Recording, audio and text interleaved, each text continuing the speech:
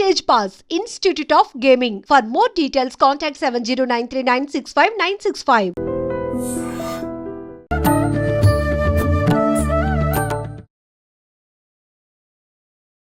నమస్కారం, welcome to I dream ధర్మ మార్గం విత్ విజిత కార్యక్రమానికి స్వాగతం. ప్రస్తుతం మనతో పాటు ఉన్నారు ప్రముఖ ఆధ్యాత్మికవేత్త జ్యోతిష పండితులు జేఎస్ శాస్త్రి గారు. ఇప్పుడు వారితో మాట్లాడి మరిన్ని విషయాలు తెలుసుకుందాం. నమస్కారం అండి. నమస్కారం అమ్మా. గురుగారు, ఈ సెప్టెంబర్ 7వ తారీఖున చంద్రగ్రహణం ఏర్పడుతోందని చెప్తున్నారు. ఏ సమయంలో గ్రహణం పడుతోంది, ఏ ఏ సమయంలో విడుస్తోంది, ఆ గ్రహణ సమయంలో ఎటువంటి నియమాలు పాటించాలి? కొన్నిసార్లు చెప్తూ ఉంటారు కదా, గ్రహణం పట్టే ముందలా మనం పాటించాలి, విడిచిన తర్వాత కూడా కొన్ని నియమాలు పాటించాలి అని చెప్పి. అసలు ఏ ప్రాంతాల్లో పడుతోంది, ఎవరెవరు ఎటువంటి నియమాలు పాటించాలో వివరించండి. శ్రీ గురుభ్యో నమః. శ్రీ మహాగణాధిపతే నమః. శ్రీ మహాసరస్వత్యై నమః. హరి ఓం శ్రీమాత్రే నమః. ముఖ్యంగా మనకు 7వ తారీఖు చంద్రగ్రహణము. ఇది పౌర్ణమి రోజు మనకు గ్రహణం వస్తుంది, చంద్రగ్రహణంగా. రాహుగ్రస్త చంద్రగ్రహణం అంటారు దీన్ని. మనకు కుంభరాశిలో సంచారం జరుగుతున్నటువంటి స్థితిలో శతభిష నక్షత్రము, పూర్వభద్ర నక్షత్రం ఒకటి మధ్యలో ఈ గ్రహణం ఏర్పడుతుంది. మరి ఎఫెక్టివ్గా ఇద్దరికి పనిచేస్తుందా అంటే ఇద్దరికి పనిచేస్తుంది. రెండు నక్షత్రాలు, శతభిష నక్షత్రం 4వ పాదము, పూర్వభద్ర నక్షత్రం 1వ పాదం. అంటే దాదాపు రెండింటి మధ్యలో సంధి, మధ్యలో ఏదైతే ప్రవేశం అటేమో అయిపోయే సమయంలో వస్తుంది. కాబట్టి రెండు నక్షత్రాలకి బాగా విపరీతమైన చంద్రగ్రహణం ఎఫెక్ట్ బాగా ఉంటుంది. అంటే కుంభరాశి ఆ నక్షత్రాల్లో జన్మించిన వాళ్ళకి అంటున్నారా, లేదంటే మామూలుగా ఆ నక్షత్రంలో జన్మించిన ఏ రాశి వాళ్ళైనా అంటున్నారా?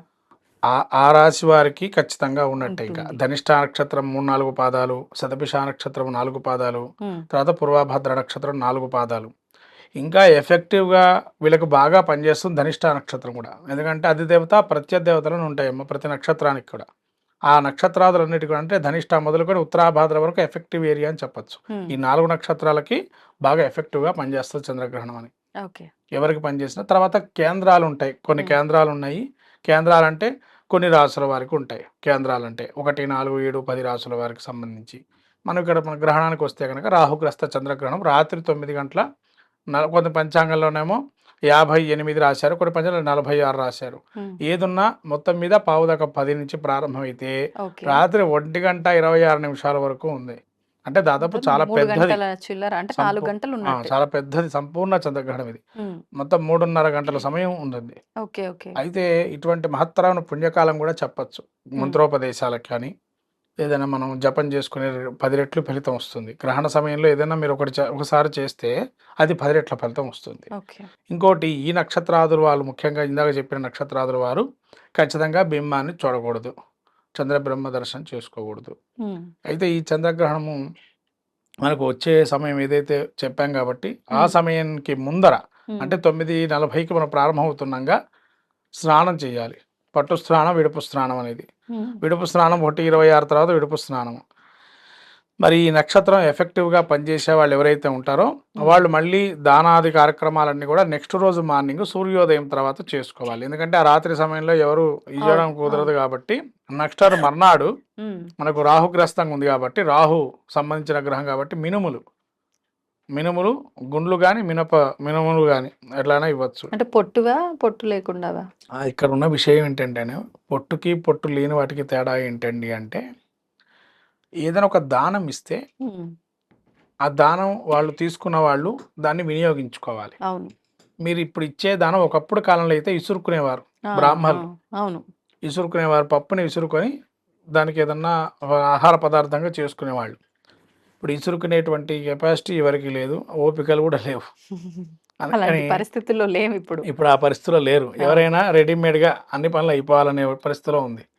కాబట్టి 1/4 కిలో మినుములు తీసుకొని, ఒక మినుమ గుండ్లు 1 కేజీ అలా తీసుకొని ఇస్తే కనుక పావులో ఇబ్బంది ఏం లేదు. అది మెయిన్ శాస్త్ర ప్రమాణంగా పావు తీసుకుంటాము. కేజీ పదార్థాన్ని ఇస్తే వాడు వాడుకుంటారు. తర్వాత చంద్రగ్రస్తం కదా, చంద్రుడు బియ్యం 1 కేజీ బియ్యం ఇవ్వాలి. తర్వాత నెయ్యి, చిన్న ప్యాకెట్ నెయ్యి. అసలు అయితే కాంసపాత్ర అంటారు, కాంసపాత్ర, తామ్రపాత్ర. కాంసపాత్ర అంటే ఏదైనా కంచుకలో పోసి నెయ్యిని పోసి, కరిగినటువంటి నెయ్యిని, ఆ నెయ్యిలో ఈ చంద్రబింబము సర్పాన్ని పెట్టి పూజ చేసి దాని బింబాన్ని చూసి అప్పుడు బ్రాహ్మడికి దానం ఇవ్వాలి. ఇది శశాస్త్రీయమైనటువంటి చంద్రగ్రహణ దానం ఇది. ఇప్పుడు కాలంలో దానం ఎలా ఇస్తున్నారండి బయట అంటే, నెయ్యి ప్యాకెట్టు మామూలుగా ఇస్తున్నారు. అంటే తన ఒక బింబాన్ని చూడటం లేదు. అంటే బింబం మీరన్నట్టుగా చూడకుండా పాత్రలో వేసి అలా ఇవ్వట్లేదు. ఇవ్వట్లేదు, ప్యాకెట్గా ఇస్తున్నారు. అవును. సరే, కొద్దో గొప్పో వాళ్ళు చేసే దానం ఫలితం అనేది ఉంటుంది దానికి కూడా. ఎందుకంటే ప్యాకెట్ అంటే కనీసం ఆ నెయ్యి దానం చేసేవాళ్ళు కూడా చాలామంది ఉండరు. ధాన్యం ఇచ్చే సరిపోతుంది అనే పరిస్థితికి వచ్చింది. అవును. సరికి ధాన్యము, నెయ్యి ప్లస్ పాత్ర, ఏదైనా ఒక పాత్ర, తర్వాత చంద్రబింబం వెండిది, సర్పం వెండి బింబం, ఆ రెండు కలిపి వీటికి ధాన్యం మీద పెట్టి అప్పుడు బ్రాహ్మడికి సదక్షిణాసహితంగా ఆ యొక్క దానం ఇవ్వాలి. దీనికి పూర్వము అవకాశం ఉండేవారు, శక్తి ఉన్నవాళ్ళు, శతభిష నక్షత్రం వాళ్ళు కానీ, పూర్వభాద్ర నక్షత్రం కానీ, ధనిష్ట నక్షత్రం కానీ, ఉత్తరాభాద్ర నక్షత్రం వాళ్ళు జపం చేసుకోవటం మంచిది. అంటే నక్షత్ర జపం వాళ్ళ దగ్గరలో ఉన్న పురోహితులు పిలుచుకోవడము, వాళ్ళ ఆచారం బ్రహ్మలు ఎవరు ఉంటే వాళ్ళతోని జపం చేయించుకొని ఆ దానం ఇవ్వాలి.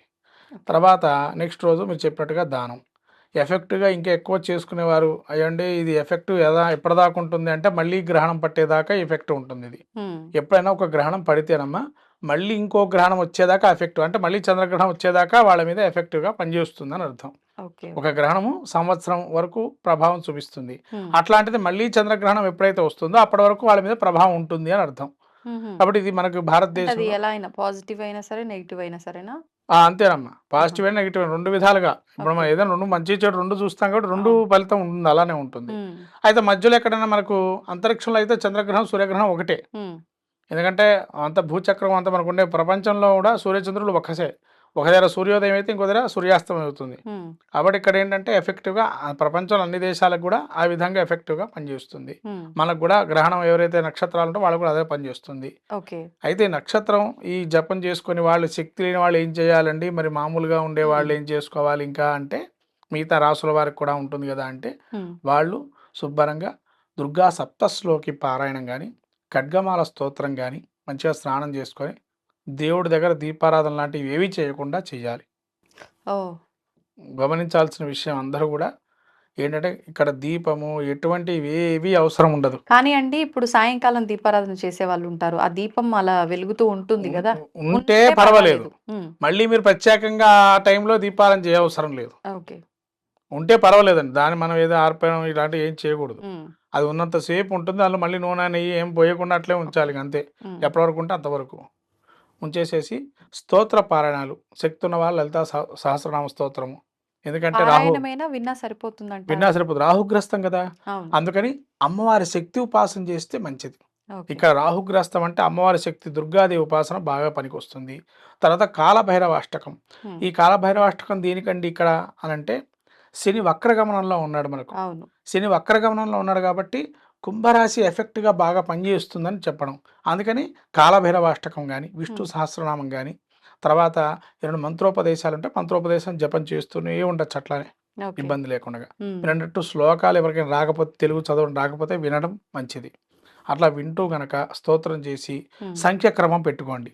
అక్కడ అయిపోగానే సంఖ్య పెట్టుకోండి. అట్లా 108 కానీ, 41 కానీ, 27 కానీ, అధమంగా 18.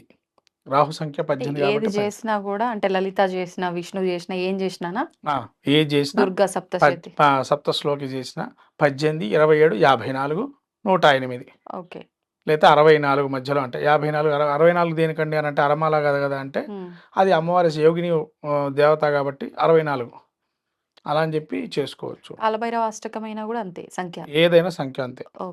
ఈ సంఖ్య రాహుకి డినోట్ చేసే సంఖ్య 18 నుంచి మొదలు పెడుతున్నాను. అందుకని 18, 27, 54, 108 అలా క్రమంగా పెట్టుకుంటా చేసుకోవచ్చు. ఇంకా ఈ రాహుగ్రహణం అంతా అయిన తర్వాత అభిషేకం చేసుకోవచ్చు శివుడికి. అభిషేకం చేసుకుంటే కూడా గ్రహణ ఫలితం, ఏదన్నా గ్రహణానికి సంబంధించిన దోషాలు ఉంటే పూర్తిగా ఎట్లయినా బాగాలేదు కుంభరాశికి, కాబట్టి గ్రహణ దోషం కూడా పోతుందని చెప్పొచ్చు అభిషేకం చేసుకుంటే. ఇప్పుడు గ్రహణానికి ముందరే కొన్ని గంటల ముందు నుంచే నియమాలు పాటించాలంటారు కదా, ఆహారం ఏ సమయం వరకల్లా ఫినిష్ చేసుకోవాలి ఏంటి, విడిచిన తర్వాత అంటే పొద్దున్న ఎట్లాగూ ఆ నైట్ ఎవరు శుభ్రం చేసుకోవడం అదంతా చేయరు కాబట్టి పొద్దున్న ఏ సమయం నుంచి చేసుకోవచ్చు? ఆహార నియమాలకు వచ్చేటప్పటికి కనీసంగా 4 గంటల బిఫోర్ మన యొక్క శరీరంలో ఏది ఉండకూడదు ఆహార పదార్థం. అంటే అంతా కూడా ఆహారం అరిగిపోయి ఉండాలి. ఇది ప్రథమంగా 4 గంటలు బిఫోర్, అంటే సాయంత్రం 4 లోపల ఎక్కడి అక్కడ అయిపోవాలి. ఏ ద్రవ పదార్థాలకైతే సంబంధం లేదు. శుభ్రంగా కాఫీ, టిఫీ, జ్యూసు ఇట్లాంటివి ఎవరైనా తీసుకోవచ్చు. వాటికైతే ఎటువంటి ఇబ్బంది లేదు. ఓకే. అవి ద్రవ పదార్థాలకు ఇబ్బంది లేదు. కానీ విషతుల్యం అవుతుందని ఆహారం తీసుకోవద్దని చెప్పడం. ఓకే. విషతుల్యం అవుతుంది కాబట్టి హ్మ్. మన సూర్యాస్తమయం తర్వాత ఎవరు తినరు. అందుకని బిఫోరే 4:30 లోపల తినేసేస్తే మంచిది. ఓకే. ఎవరైనా మధ్యాహ్నం చేసేవాళ్ళు కావచ్చు, రాత్రి భుజించేవాళ్ళు కావచ్చు, హ్మ్. రాత్రి ద్రవాహారం తీసుకొని శయనించడం మంచిది. ఓకే. ద్రవాహారం అంటే మంచి ఘనంగా ఉండే ద్రవాహారం ఏంటో అవి తీసుకోవచ్చు. హ్మ్. చాలామంది వరకు మజ్జిగలో గట్టి పదార్థాలు ఉంటవి. మరి అసలు ఆసక్తిగా అనారోగ్యం ఉన్న వాళ్ళు ఏం చేయాలి అంటే వాళ్ళు మనం ఏం చేయలేము. ఎందుకంటే వాళ్ళు టాబ్లెట్లు వేసుకునే పరిస్థితి ఉంటుంది కాబట్టి హ్మ్. కనీసం వాళ్ళైనా కూడా సుమారు 7 గంటలకల్లా అక్కడ 7 అయిందంటే గడియారంలో ఖచ్చితంగా తినేయాల. ఇప్పుడు గర్భిణీ స్త్రీల విషయానికొస్తే డే సమయంలో అయితే వాళ్ళు బయటికెళ్ళకుండా, ఒకే చోట కదలకుండా ఉండాలి. ఇవన్నీ పాటించాల్సుంటుంది. మరి ఇది ఎట్లాగో నైట్ సమయమే కాబట్టి వాళ్ళు నిద్రిస్తే సరిపోతుందంటారా? అసలు నిద్రించకుండానే ఉండాలంటారా? ఏ రకంగా? అమ్మ నిద్రించినా కూడా ఇక్కడ శరీరాన్ని అటు ఇటు జరపకుండా ఉండాలి. కష్టం. అందుకని ఒకరు ఖచ్చితంగా చూస్తుండాల. ఎందుకండి అంటే అలా చేయటం వల్ల ఎప్పుడైతే శరీరం మీద ఎక్కడైతే మనం కాలు కానీ చెయ్యి కానీ పెడితే ఆ ముద్ర కానీ లేదా ఆ యొక్క బీజంలో ఉత్పత్తి అయ్యే సమయంలో అది అక్కడికి కొద్దిగా ఫార్మేషన్ కాకుండా ఉంటుందని అంగవైకల్యం లాగా వచ్చే అవకాశాలు ఉంటాయి. అందుకని చెప్పి ఎట్టి పరిస్థితుల్లో గర్భిణీ స్త్రీలు మాత్రం ఒకటే విధానంగా శయనించేది పెట్టుకోవాలి. అది హ్మ్. మీరు గమనించి పక్కన ఎవరైనా కేరింగ్ ఉండేవాళ్ళు మీరు జరగాల్సి వచ్చినా కూడా హ్మ్. అలా పట్టుకొని ఉండేట్టుగా ఉండాలి. అయితే వాళ్ళు జరిగితే మాత్రం ఒక అంగవైకల్యం కానీ లేదా శరీర రుగ్మతలు వచ్చే అవకాశం ఉంటుంది. ఓకే. అది ఖచ్చితంగా పాటించాలి. 3:30 గంటల సమయంలో వాళ్ళు హ్మ్. ఇది 3:30 గంటల తర్వాత ఇక వాళ్ళ ఇష్టం. 1:30 తర్వాత లేచి కాస్త కాళ్ళు నిదానంగా ఆడించుకొని మళ్ళీ మామూలు విధానంగా పండుకోవచ్చు. ఈ విధానంగా స్త్రీ పురుషాదులు చెప్పిన విధానంగా అందరూ కూడా ఈ గ్రహణం ఈ యొక్క విధానాలు ఏవైతే ఉన్నాయో పట్టు స్నానం, విడుపు స్నానం చేయొచ్చు. ముఖ్యంగా కుంభరాశి వారు ఇది చేస్తే చాలా మంచిది హ్మ్. ఈ ఫలితాలు. తర్వాత ఈ రాహుగ్రస్తం కాబట్టి అందరూ మర్చిపోకుండా ఈ యొక్క దర్భలన్నీ కూడా అన్నింట్లో వేసుకోవటం, తాను వేసుకోవటం, తర్వాత ఇంటి పైన కూడా ఒకటి వేయొచ్చు. శక్తిని కోల్పోకుండా దేవతాశక్తి కోల్పోకుండా ఉండడానికి హ్మ్. దర్భలు వేస్తాం. ఓకే. అలా దర్భలు వేసి ప్రతి ఆహార పదార్థాల మీద కూడా అలా వేసుకోవడం వల్ల మనకు విషతుల్యం కాకుండా ఉంటాయి. ఈ ఓకే. విధంగా రాహుగ్రస్తం, చంద్రగ్రహణం యొక్క విశేష అంశాలు. అయితే దీనిలో భారతదేశంలో మనకు సుమారుగా బాగా కనబడుతుంది కాబట్టి భారతీయులందరూ పాటించాలి. హ్మ్. ఇది ఆస్ట్రేలియా, న్యూజిలాండ్ అట్లనే మనకు పెసిఫిక్ మహాసముద్రము చిన్న చిన్న దీవుల్లో కనబడుతుంది. ఇక అంతే తప్ప ఇంకెక్కడగా పెద్దగా లేదు ఇది. ఈ దేశాల వాళ్ళు దీన్ని పాటించాలి. మన భారతీయులు ఎక్కడున్నా కూడా ఈ చంద్రగ్రహణాన్ని కనీసం వాళ్ళకు కనబడితే పాటించండి, కనబడకపోతే పాటించని అవసరం లేదు. విధి విధానాలు వాళ్ళు చేసుకోవచ్చు. గురుగారు, కృష్ణాష్టమి అయితే మనం చాలా ఘనంగా జరుపుకుంటూ ఉంటాము. అయితే కానీ కృష్ణుడు, రాధాకృష్ణుల్ని అసలు విడదీయలేము. ప్రేమకు చిహ్నమే వాళ్ళిద్దరూ అంటుంటారు. మరి ఇదే మాసంలోనే కృష్ణాష్టమి వచ్చిన ఈ మాసంలోనే రాధాష్టమి కూడా రావడం జరుగుతోంది. మరి ఎందుకని మనం రాధాష్టమిని ఎక్కువగా జరుపుకోలేకపోతున్నాం? ఒకవేళ ఆ రాధని మనం ఆరాధించాలి, అమ్మవారిని మనం ఆరాధించాలి అనంటే ఆ రోజున మనం ఎటువంటి విధి విధానాలు ఆచరించాల్సి ఉంటుందో వివరించండి. శ్రీ గురుభ్యో నమ. శ్రీ మహాగణాధిపతయ నమ. శ్రీ మహాసరస్వత్యై నమ. హరి ఓం శ్రీమాత్రే నమ. రాధాష్టమి మనకు 8 దేవతామూర్తులు చాలా ముఖ్యమైనదిలో రాధాదేవి కూడా ఒకటి. హ్మ్. ఈ మధ్యకాలంలో మన ఆ దేవతామూర్తుల్ని పూజించటం లేదు. పురాణాల్లో ఉన్నా కూడా మనం పూజించటం లేదు. ఈ రాధాష్టమి యొక్క విశేషం అంశం ఏంటంటే ఎక్కడైతే రాధ ఉంటుందో అక్కడ కృష్ణుడు ఉంటాడని చెప్పబడింది పురాణంలో. ఈ రాధాష్టమి యొక్క విశేషం ఏంటి? ఏం చేయాలి ఆ రోజున? మనం 31వ తారీఖు భాద్రపద మాసంలో శుద్ధాష్టమి రోజు వస్తుంది రాధాష్టమి. ఈ రాధాష్టమి రోజున కృష్ణుడికి ఇష్టమైనటువంటి ఏది చేస్తే రాధ ఇష్టపడుతుందని. హ్మ్. అంటే మనకు కృష్ణుడికి ఇష్టమైనటువంటి ఏంటి అంటే అందరికీ తెలిసింది వెన్న. హ్మ్. వెన్న అంటే స్వామివారికి కృష్ణుడికి ఇష్టం. మళ్ళీ రాధాదేవికి ఏమి ఇష్టము అంటే తను ఏదైనా కానీ కృష్ణుడు ఏది తీసుకుంటాడో ఏది వద్దనడో అది ఆటోమేటిక్గా రాధ గ్రహిస్తుంది. ఓకే. అందులో మీరు అన్నట్టుగా ప్రేమకి చిహ్నంగా చెప్పబడింది. మరి ఏందంటే ఇప్పుడు స్వామివారికి అష్టభార్యలు ఉన్నా కూడా అంత ప్రేమ చిహ్నం రాధాదేవికి ప్రాధాన్యం ఇచ్చారా అని ఒకరోజు హ్మ్. ఇదే ప్రశ్న ఓ రోజు అనుకోకుండా ఎంతో ప్రేమతో పెళ్లి చేసుకుంటుంది రుక్మిణీదేవి మొదలు. హ్మ్. మరి రాధాదేవితో ఎందుకు పెళ్లి కావాలంటే అది పూర్వజన్మక వృత్తాంతం వల్ల కాలేదు. అయితే రుక్మిణిని ఎప్పుడైతే వివాహం ఆడతారో ఓ రోజు ఇదే సందేహం కలుగుతుంది. కృష్ణుడు నాకన్నా రాధని ఎక్కువగా ప్రేమిస్తుండా, నన్ను ప్రేమిస్తున్నాడా అనుకుంటుంది రుక్మిణీదేవి. ఆ! ఈ సందేహం వస్తుంది. ఇది ఎలా పూర్తి చేసుకోవాలి అని తన యొక్క హ్మ్. కోరిక ఉంటుంది. అప్పుడు రుక్మిణీదేవి ఆలోచిస్తుండగా నారద మహర్షి వస్తాడు. నారదుడిని అడుగుతుంది రుక్మిణీదేవి. హ్మ్. నేను మా తమ్ముడితోని ఓడించి మరి ఆహ్, నన్ను గ్రహించి వచ్చాడు కృష్ణుడు. హ్మ్. అంటే నన్ను వివాహం ఆడటానికి. మరి కృష్ణుడు నా మీద అంత ప్రేమ ఎక్కువగా ఉందా? లేతే రాధ మీద ఎక్కువ ఉందా? అని నారద మహర్షిని అడుగుతాడు. హ్మ్. అమ్మ ఇది సర్వాంతర్యామి ఆయన. ఎవరి మీద ప్రేమ ఎంత చూపిస్తారో ఎవరికీ తెలీదు. ఆయన ప్రేమతత్వాన్ని తెలియాలంటే మనకు కూడా తెలీదు. అంతుబట్టని చిక్కని రహస్యం అది. మరి ఎలా కనుక్కోవాలి అనంటే దానికి ఒకటి చెప్తాడు నారద మహర్షి. ఈ కృష్ణుడు నిద్రిస్తూ ఉంటాడు కదా! ఎక్కడికెళ్ళినా ఏ రాజభవనంలో చూసినా కృష్ణుడు నిద్రిస్తూ ఉంటాడు. హ్మ్. 8 రాజమందిరాల్లో నిద్రిస్తూ ఉంటాడు. మరి ఎక్కడున్నాడు, ఎక్కడ చూసినా నారదుడు కనబడుతూనే ఉన్నాడట. హ్మ్. మరి ఈ కోరిక రావటం ఏంది రుక్మిణికి అని అనుకున్నాడట ఈ విధంగా. సరేనమ్మా రాధాదేవి ఇప్పుడు యమునా తీరంలో ఉంటుంది కదా! మరి యమునా తీరానికి వెళ్తే మీకు అర్థమవుతుంది. రాధ నిజంగా కృష్ణుడిని ప్రేమిస్తుందా? లేదా కృష్ణుడు రాధని ప్రేమిస్తున్నాడా? ఆ విషయం తెలుస్తుంది అని. ఆ! సరే అని చెప్పి రుక్మిణీదేవి మొత్తలుగా రాధా దగ్గరికి వెళ్తుంది. అయితే రాధాదేవికి అంత ప్రేమను మరి ఎలా కనుక్కోవాలి? పరీక్ష ఏం చేద్దాము అంటే, ఎవరి దగ్గరికి వెళ్తే ఎవరైనా స్వీట్ ఇస్తే ఆనందపడతారు కదా! అవును. అట్లనే రాధాదేవికి వేడి వేడి పాయసాన్ని తీసుకెళ్ళి హ్మ్. పెడుతుంది. నీ గురించి వేడి వేడి పాయసం చేసుకొని వచ్చాను హ్మ్. అని చూపించి దీన్ని ఆరగించమని అంటుంది. అదైతే నిప్పులు కక్కేటట్టు ఉంటుంది ఆ వేడి. ఆ! మరి ఆ వేడి అంతటి వేడిని కూడా తీసుకుంది రాధాదేవి. ఎంత ప్రేమతో ఇచ్చారో నా కోసం అక్కడి నుంచి వచ్చి హ్మ్. ఈ పాయసం ఇచ్చారు ఆ రాజభవన్ నుంచి వచ్చని. సరే చాలా అక్క అని చెప్పి స్వీకరిస్తుంది రాధాదేవి. హ్మ్. స్వీకరించినప్పుడు చేతులు వేడికి అది ముట్టుకోగానే వేడి తగలాలి కదా! మరి అంత వేడిగా ఉంది అవును. కదా! అవును. వెంటనే నోట్లో వేసేసుకుంటూ రాధాదేవి. అంత వేడిని ఎలా వేసుకుంటుంది అని రుక్మిణి ఆశ్చర్యపోతుంది. ఇంత వేడిగా ఉంది నేనే చేతోని పెట్టుకోలేకపోయినాను. వేరే దాన్ని పట్టుకొని తీసుకొచ్చాను. హ్మ్. అట్లానే ఇంత వేడిని ఎలా పట్టుకోగలుగుతుంది రాధాదేవి అని ఆశ్చర్యం వేస్తుంది రుక్మిణీదేవికి. హ్మ్. సరే అంతా అయిపోయింది. నేను వెళ్ళొస్తాను అని చెప్పి రుక్మిణి రాజభవనానికి వస్తుంది మళ్ళీ. ఓకే. వచ్చేలోపు కృష్ణుడు మందిరంలో ఉంటాడు. కృష్ణుడు మందిరంలో ఉండేటప్పటికి కృష్ణుడు యొక్క శరీరం అంతా ఎరుపు అయిపోయింది ఒక్కసారిగా. హ్మ్. ఏంటా ఇంత ఎరుపు అయిపోయింది? ఏమైంది? అని రుక్మిణిది ఆలోచిస్తుండే. ఇంత ఎరుపు ఎందుకు అయింది అని. హ్మ్. అప్పుడు కృష్ణుడు ఇక లీల తెలుసు కదా మీకు చెబుతాడు ఇక రాధకి. మనకి రుక్మిణికి చెప్తాడు. ఏంటి ఇంత వేడయిందంటే నీకు తెలియదా అని అడుగుతాడు రుక్మిణి. కృష్ణుడు లీల కదా నీకు తెలియదా? నాకేం తెలుసు అంటే నేను ఇప్పుడే వచ్చాను రాధ దగ్గరికి వెళ్ళొచ్చాను అని. అంతేగాని పరీక్ష పెట్టారు అని విషయాలు చెప్పదు. ఆ! అదే అందుకని ఇద్దరు ఆడవాళ్ళు కొట్లాడుకుంటే ఎవరు తొందరగా ఎవరు దూరద్దు అంటారు కారణం. కృష్ణుడికి అంత విషయం తెలుసు కాబట్టే ఏమీ తెలియనట్టే ఉంటాడు. హ్మ్. ఎక్కడికో వెళ్ళొస్తున్నట్టుంది అని అంటే అప్పుడు చెప్తారు. రాధకి పెద్ద పాయసం తీసుకొచ్చి ఇచ్చాను వేడి వేడిది. అలాంటి తను ఇలా వేసుకుంది కృష్ణ అని చూపిస్తుంది. హ్మ్. అంత కృష్ణుడికి చెప్తుంటే మరి అక్కడ వేడి వేడి పాయసం ఇచ్చాడు కదా! నిత్యం రాధకి ధ్యానం ఏముంటుంది? కృష్ణ. కృష్ణుడి మీదనే ధ్యానం ఉంటుంది. అది ఏ భక్తుడైనా ఎవరి మీద ధ్యానం ఇస్తే ఆ భగవంతుడు ఆ భక్తుడి యొక్క బాధని తీసుకుంటాడు. గ్రహిస్తాడు, తీసుకుంటాడు. అట్లనే ప్రేమగా నన్ను ధ్యానిస్తూనే ఉంది. కృష్ణ, కృష్ణ, కృష్ణ అని వేరే పదం లేకుండా. హ్మ్. మరి అట్లాంటప్పుడు మరి ఆ బాధను గ్రహించాలి కదా! అందుకనే నేను గ్రహించా. అయ్యో కృష్ణ ఇంత ప్రేమ ఉందా నీకు రాధ మీద అని కృష్ణుడిని అంటుంది. అంటే నా మీద లేదా అని అడగదు. అంత కృష్ణ అని.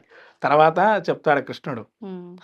ఎవరి మీదైనా కాదు భగవంతుడి యొక్క చర్య భక్తుడి మీద ఉంటే మాత్రం ఈ విధంగా ఉంటుంది. అదే ప్రేమకి చిహ్నం. భగవంతుడికి, భక్తుడికి ఉండేటువంటి లీలామృతం ఏంటంటే ఇదే. అంతే తప్ప వేరే ఇంకోటి ఉండదు. అయితే నేను తప్పు చేశాను. నీ ప్రేమ ఎక్కువ లేదు. నీ మీద తప్పని కాదు. అది ప్రేమ వృత్తాంతం వేరే. ఆమె పెళ్లి చేసుకోవాల్సిన పరిస్థితి లేదు కాబట్టి హ్మ్. ఆ వృత్తాంతం ఆవిడ అక్కడి వరకే. రాబోయే మానవ లోకానికి హ్మ్. బంధాలు, బాంధవ్యాలు, అనురాగాలు వీటి గురించి ఆపేక్షణ హ్మ్. తెలియాలని చెప్పి రాధ యొక్క దృశ్య రూపంలో ఈ ద్వాపర యుగంలో ఆ యొక్క కథ వృత్తాంతం జరిగింది. రాబోయే కాలం వారికి ప్రేమతత్వం గురించి తెలుసుకోవాలి అని అంటే రాధ యొక్క వృత్తాంతమే ప్రతీక అని చెప్పి కృష్ణుడు చెప్తాడు. అప్పటి నుంచి రాధాష్టమికి ఉన్నటువంటి ఇంత పెద్ద విషయం ఎవరికి తెలియదు. ఆ! అప్పటి నుంచి తెలుస్తుంది రాధ అంటే కృష్ణుడు, కృష్ణుడు అంటే రాధ. ఓకే. అప్పటి నుంచి చాలా వృత్తాంతాలు ఇంకా చాలా స్టోరీలు జరిగినాయి. హ్మ్. మనకు ద్వాపరయుగంలో మీరు బృందావనంలో ఒక సంచారం జరిగిన యమునా తీరంలో జరిగినట్టు సంఘటనలన్నీ తీస్తే అవును. కృష్ణుడు ఒక్క క్షణం ఉండలే రాధను చూస్తూ రాధ కూడా అంతే ఒక క్షణం. చివరికి ఈవిడ తనువు చాలించినప్పుడు కృష్ణుడు చివరిసారి ఒక కోరిక కోరుతుంది రాధాదేవి. ఏంటి ఆ కోరిక అంటే వేణువు ఊదితే వచ్చేదట రాధ. అలా వేణుగానంలోనే రాధవుని చూసుకునేవాడట కృష్ణుడు. ఆ వేణుగానంతోనే రాధ మైమరిపోయి కృష్ణుడికి అత్యంత ప్రేమాన్ని చూపించేది. ఆ వేణుగానం ఎప్పుడైతే చివరిగా అడుగుతుంది కృష్ణ, ఇక నాకు కాలం చెల్లించే సమయం వచ్చింది, ఇక్కడితో వృత్తాంతం అయిపోయింది అని చెప్పి జన్మ తరించే విధానంగా ఒక్కసారి వేణు ఊదుతాడు. అది ఇంకా అదే చివర. తర్వాత ఇక వేణు ఊదడు అని చెప్పి ఎక్కడ మనకు కనబడలేదు. ఇక వృత్తాంతంలో భారతంలో ఎక్కడ కూడా మళ్ళీ వేణు ఊదలేదు. రాధాదేవితోన వేణువు అయిపోయింది. చేతిలో మాత్రం పట్టుకొని ఉంటారు అని అంటారు, కానీ వేణువు ఎక్కడా పట్టుకోడు. ఇంకా అదే చివరగా ఉంటుంది. అదే ఉత్తరం మళ్ళీ ఊదలేదట వేణునాదం. అందుకని కృష్ణుడి యొక్క నిర్ణయం చూస్తే కనుక కూడా విచిత్రంగా ఉంటుంది. హృదయం నిత్యము శాశ్వతమైంది ఏంటి అదే హృదయం అంటే మనస్సు. ఆ మనస్సునే ప్రస్తుతం పూరి జగన్నాథుడిగా ఉంది. కాబట్టి మనకు ఎప్పుడైనా మనస్సు చిత్తం ఏదైతే ఉంటుందో ప్రేమ చూపించేది మనస్సు. కాబట్టి ఇప్పటికీ అందరూ ప్రేమతత్వం చూపించాడు మనస్సు ఆకారాన్ని చూపిస్తూ ఉంటారు.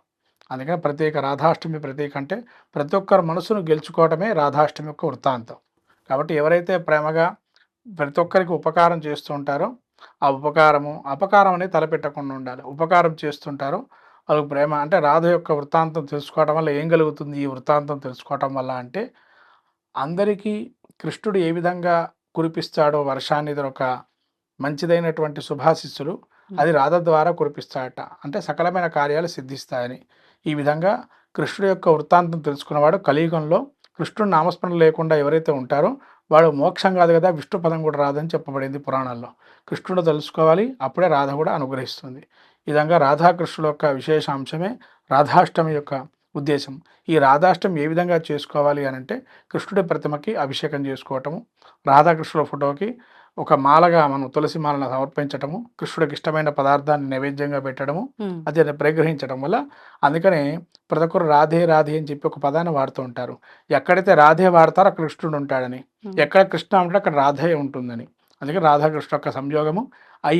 ఈ యొక్క చిత్రపటాన్ని ఎవరైతే ఇంట్లో ఏదైతే సేనా మందిరంలో పెట్టుకుంటే కృష్ణుడి అనుగ్రహం వల్ల అన్యోన్య దాంపత్యము సుఖజీవనం ఉంటుందని చెప్పబడింది. అందుకనే ప్రతి ఇంట్లో మనం చూస్తుంటాం రాధాకృష్ణుల ఫోటో సేనా మందిరంలో పెట్టుకుంటారు. గురుగారు, ఈ సెప్టెంబర్ 7వ తారీఖున చంద్రగ్రహణం ఏర్పడుతోందని చెప్పి చెప్తున్నారు.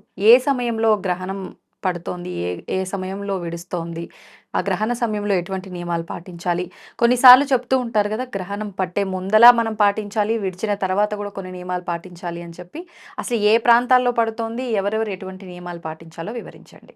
శ్రీ గురుభ్యో నమః. శ్రీ మహాగణాధిపతయ నమః. శ్రీ మహాసరస్వత్యై నమః. హరి ఓం శ్రీమాత్రే నమః. ముఖ్యంగా మనకు 7వ తారీఖు చంద్రగ్రహణము. ఇది పౌర్ణమి రోజు మనకు గ్రహణం వస్తుంది చంద్రగ్రహణంగా. రాహుగ్రస్త చంద్రగ్రహణం అంటారు దీన్ని. మనకు కుంభరాశిలో సంచారం జరుగుతున్నటువంటి స్థితిలో శతభిష నక్షత్రము, పూర్వభద్ర నక్షత్రం ఒకటి మధ్యలో ఈ గ్రహణం ఏర్పడుతుంది. మరి ఎఫెక్టివ్గా ఇద్దరికి పనిచేస్తుందా అంటే ఇద్దరికి పనిచేస్తుంది. రెండు నక్షత్రాలు శతభిష నక్షత్రం 4వ పాదము, పూర్వభద్ర నక్షత్రం 1వ పాదం. అంటే దాదాపు రెండింటి మధ్యలో సంధి మధ్యలో ఏదైతే ప్రవేశం అటేమో అయిపోయే సమయంలో వస్తుంది. కాబట్టి రెండు నక్షత్రాలకి బాగా విపరీతమైన చంద్రగ్రహణం ఎఫెక్ట్ బాగా ఉంటుంది. అంటే కుంభరాశి ఆ నక్షత్రాల్లో జన్మించిన వాళ్ళకి అంటున్నారా, లేదంటే మామూలుగా ఆ నక్షత్రంలో జన్మించిన ఏ రాశి వాళ్ళైనా అంటున్నారా? ఆ రాశి వారికి ఖచ్చితంగా ఉన్నట్టే. ఇంకా ధనిష్ట నక్షత్రం 3-4 పాదాలు, శతభిష నక్షత్రం 4 పాదాలు, తర్వాత పూర్వభద్ర నక్షత్రం 4 పాదాలు. ఇంకా ఎఫెక్టివ్గా వీళ్ళకి బాగా పనిచేస్తుంది ధనిష్ట నక్షత్రం కూడా. ఎందుకంటే అధిదేవత ప్రత్యదేవతలను ఉంటాయేమో ప్రతి నక్షత్రానికి కూడా. ఆ నక్షత్రాదులన్నిటి కూడా అంటే ధనిష్ట మొదలుకొని ఉత్తరాభాద్ర వరకు ఎఫెక్టివ్ ఏరియా అని చెప్పచ్చు. ఈ 4 నక్షత్రాలకి బాగా ఎఫెక్టివ్గా పనిచేస్తుంది చంద్రగ్రహణం అని. ఎవరికి పనిచేసిన తర్వాత కేంద్రాలు ఉంటాయి. కొన్ని కేంద్రాలు ఉన్నాయి. కేంద్రాలు అంటే కొన్ని రాసుల వారికి ఉంటాయి. కేంద్రాలు అంటే 1, 4, 7, 10 రాసుల వారికి సంబంధించి. మనం ఇక్కడ మన గ్రహణానికి వస్తే కనుక రాహుగ్రస్త చంద్రగ్రహణం రాత్రి 9 గంటల కొంత పంచాంగంలోనేమో 58 రాశారు, కొన్ని పంచాంగంలో 46 రాశారు. ఏదున్నా మొత్తం మీద పావుదాకా 10 నుంచి ప్రారంభమైతే రాత్రి 1:26 వరకు ఉంది. అంటే దాదాపు చాలా పెద్దది, చాలా పెద్దది సంపూర్ణ చంద్రగ్రహణం ఇది.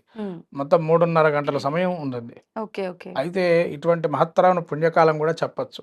మంత్రోపదేశాలకు కానీ ఏదైనా మనం జపం చేసుకునే 10 రెట్లు ఫలితం వస్తుంది. గ్రహణ సమయంలో ఏదైనా మీరు ఒకసారి చేస్తే అది 10 రెట్ల ఫలితం వస్తుంది. ఓకే. ఇంకోటి ఈ నక్షత్రాదులు వాళ్ళు ముఖ్యంగా ఇందాక చెప్పిన నక్షత్రాదుల వారు ఖచ్చితంగా బింబాన్ని చూడకూడదు. చంద్రబ్రహ్మ దర్శనం చేసుకోకూడదు. అయితే ఈ చంద్రగ్రహణము మనకు వచ్చే సమయం ఏదైతే చెప్పాం కాబట్టి ఆ సమయానికి ముందర అంటే 9:40కి మనం ప్రారంభమవుతున్నాగా స్నానం చేయాలి. పట్టు స్నానం, విడుపు స్నానం అనేది. విడుపు స్నానం 1:26 తర్వాత విడుపు స్నానం. మరి ఈ నక్షత్రం ఎఫెక్టివ్గా పనిచేసే వాళ్ళు ఎవరైతే ఉంటారో వాళ్ళు మళ్ళీ దానాది కార్యక్రమాలన్నీ కూడా నెక్స్ట్ రోజు మార్నింగ్ సూర్యోదయం తర్వాత చేసుకోవాలి. ఎందుకంటే ఆ రాత్రి సమయంలో ఎవరు ఇవ్వడం కుదరదు కాబట్టి నెక్స్ట్ మర్నాడు మనకు రాహుగ్రస్తంగా ఉంది కాబట్టి రాహు సంబంధించిన గ్రహం కాబట్టి మినుములు గుండ్లు కానీ మినుములు కానీ ఎట్లయినా ఇవ్వచ్చు. అంటే పొట్టు లేకుండా ఇక్కడ ఉన్న విషయం ఏంటంటే పొట్టుకి పొట్టు లేని వాటికి తేడా ఏంటండి అంటే ఏదైనా ఒక దానం ఇస్తే ఆ దానం వాళ్ళు తీసుకున్న వాళ్ళు దాన్ని వినియోగించుకోవాలి. అవును. మీరు ఇప్పుడు ఇచ్చే దానం ఒకప్పుడు కాలంలో అయితే ఇసురుకునేవారు బ్రాహ్మణులు. అవును. ఇసురుకునేవారు, పప్పుని విసురుకొని దానికి ఏదన్నా ఆహార పదార్థంగా చేసుకునేవాళ్ళు. ఇప్పుడు ఇసురుకునేటువంటి కెపాసిటీ ఎవరికి లేదు, ఓపికలు కూడా లేవు.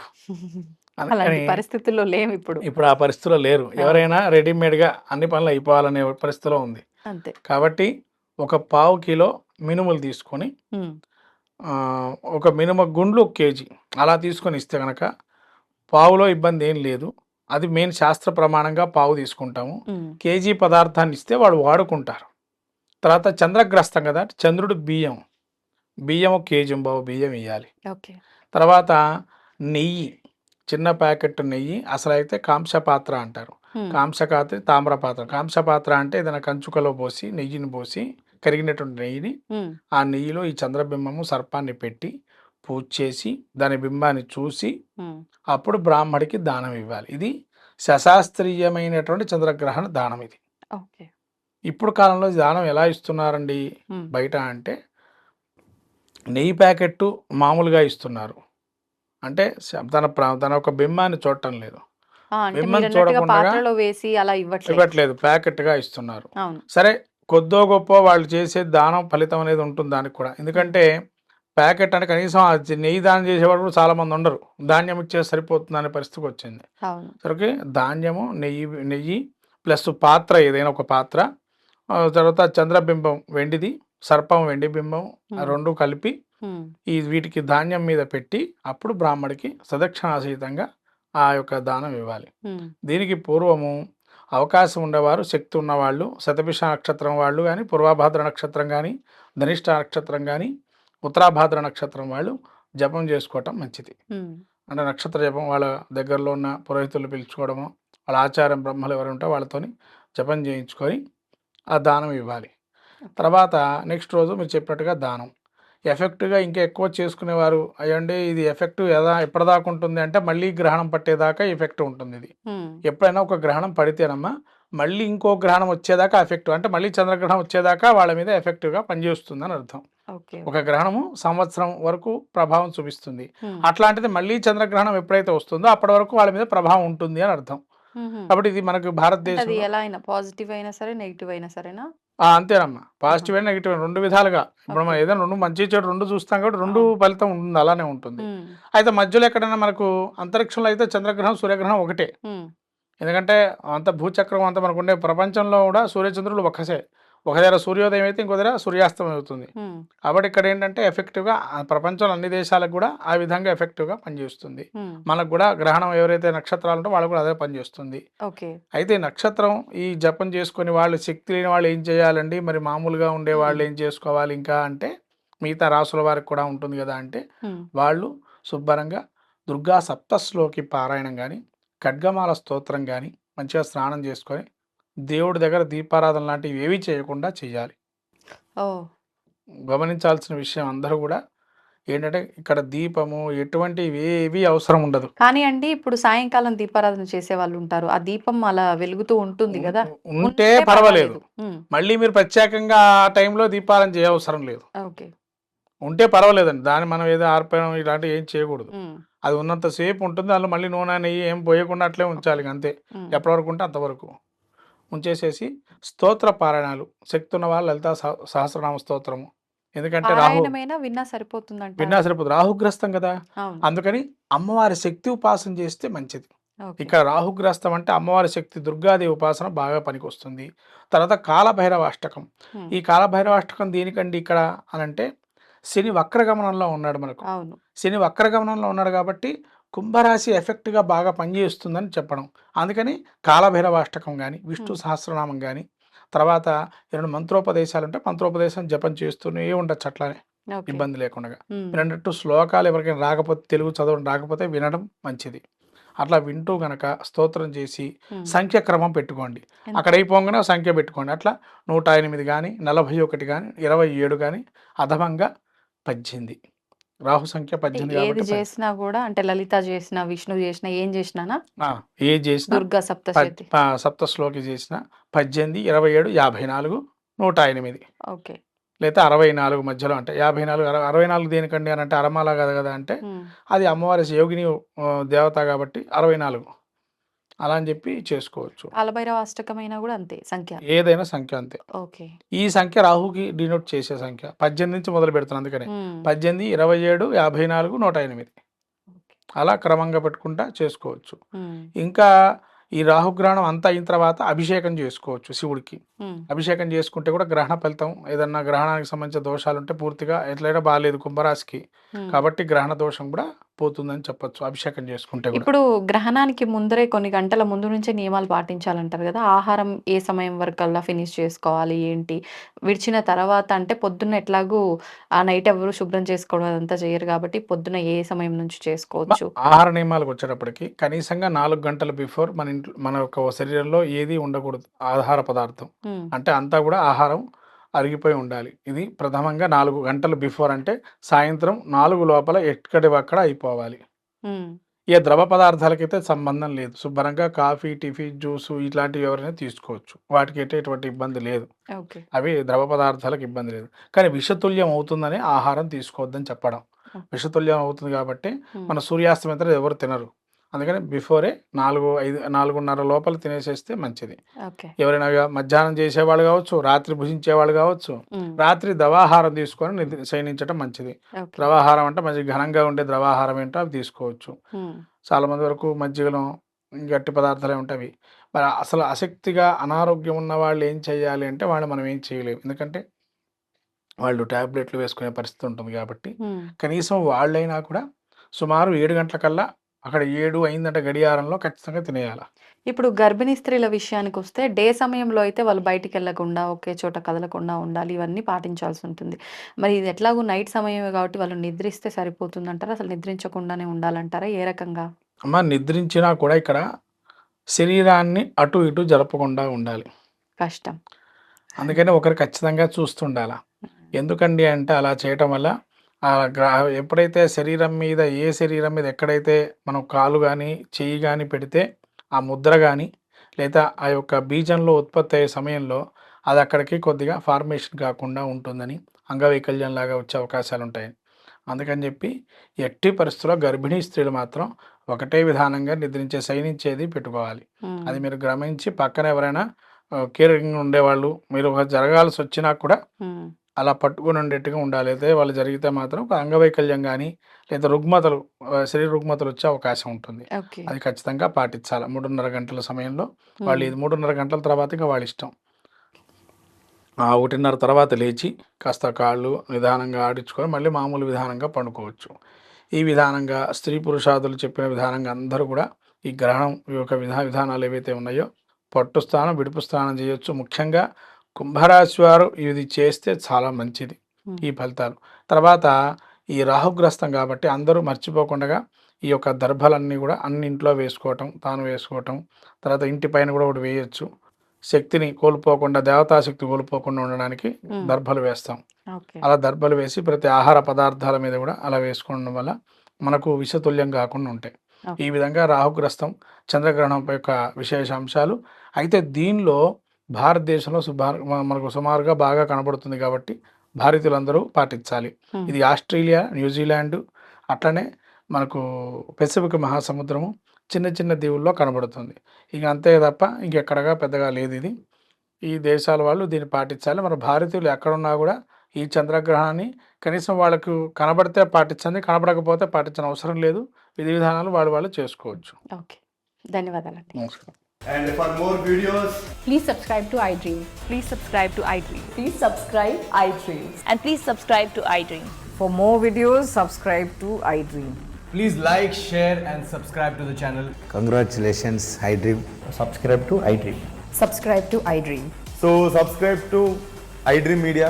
iDream ki iDream team అందరికి huge congratulations. Please subscribe iDream Media. Please subscribe to iDream. Subscribe iDream. Please subscribe to iDream. iDream అంటే నా కళల ఛానల్ సబ్స్క్రైబ్ చేసుకున్న నోరు తిరుగుతలేదు, మీరైతే గంట గుర్తు కొట్టండి. For more such videos, please subscribe to iDream.